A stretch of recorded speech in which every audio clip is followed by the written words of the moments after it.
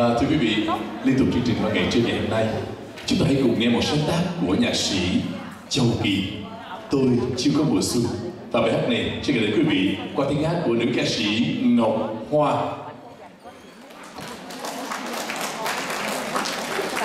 Hoa xin gửi lời chào đến tất cả quý vị và chuẩn bị một năm mới an bình và vạn sự như ý.